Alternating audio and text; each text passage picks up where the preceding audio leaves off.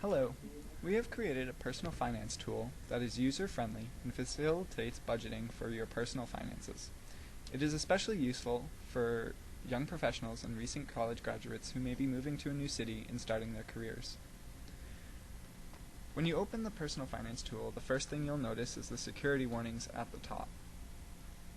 You'll want to enable the use of macros in order to assure that the tool runs properly.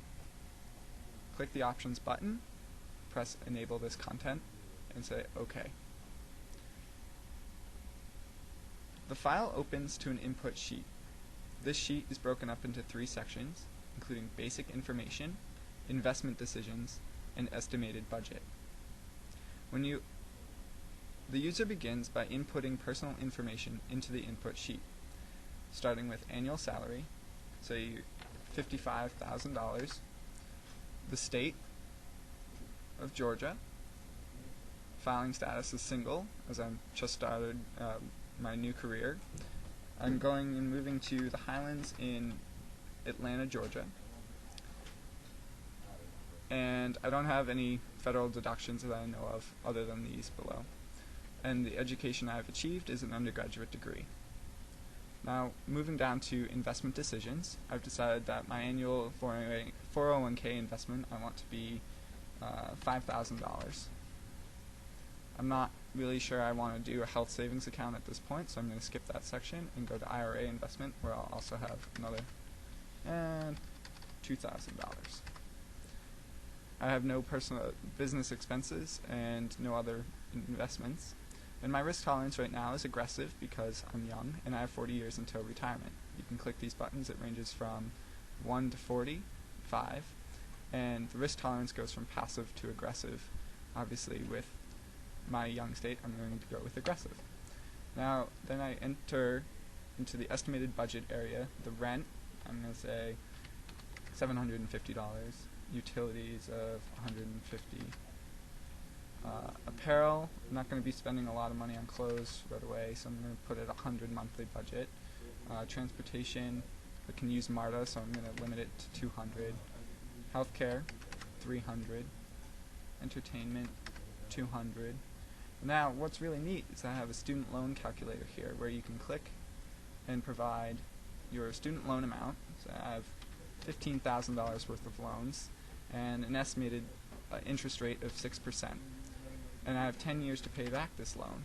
And click the Calculate button, and it gives you your monthly payment, which then is entered into this cell here. Education, I'm not going to spend much money on. Cell phone, I'm going to spend $100 a month for my smartphone. Food, $400 a month. Dining out, I'm going to limit that to $100. And then miscellaneous, another $100. Now that will then press the Calculate Expenses button, gives you your total expenses. Now you're ready to see your budget results. When you press the button, it refreshes all the information on this sheet, including your financial situation up here, budget comparison, budget outcome, and all of the graphs. Now you'll notice that it provides salary information, including your monthly income after taxes, both federal taxes, state taxes, Social Security, and any of the deductions, whether it's a standard deduction or the amount of your 401k, health savings account, business expenses, etc. And gives you a monthly income here. Your estimated budget is provided, that you provided in the input sheet, is provided here, and then a comparison for the area code in which you listed is provided here. As you can see, the expenses I've estimated is lower than the average for a household in this in the Highlands of Atlanta, Georgia. Now, over in this area, you'll see the budget outcome, where your monthly budget and the estimated monthly expenses give you either a surplus or a debt amount. Right here, I'm running a $50 surplus, which is good, and it gives you a graphical representation of the percentage that you're spending on each item. For example, rent is pretty high at 31%, and it also gives you a budget comparison for what you're spending towards each section and what the average household spends. Now, you can either go back to the input page or move to change whatever inputs that you decide to have, or you can go forward to the retirement section. Let's go forward now. When you go forward, you'll see that it takes a little while for it to load and refresh. That's because it's actually generating a data table with the information for the number of years until retirement and the monthly contribution that you're entering.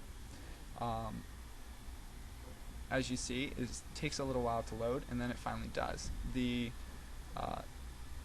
colors, the colorful representation shows the lowest amount of the outcome and the highest amount of the outcome, lowest being in red, highest being in green. This is represented here in this legend. Also provided is a summary of the calculation values. The number of years until retirement that I selected was 40.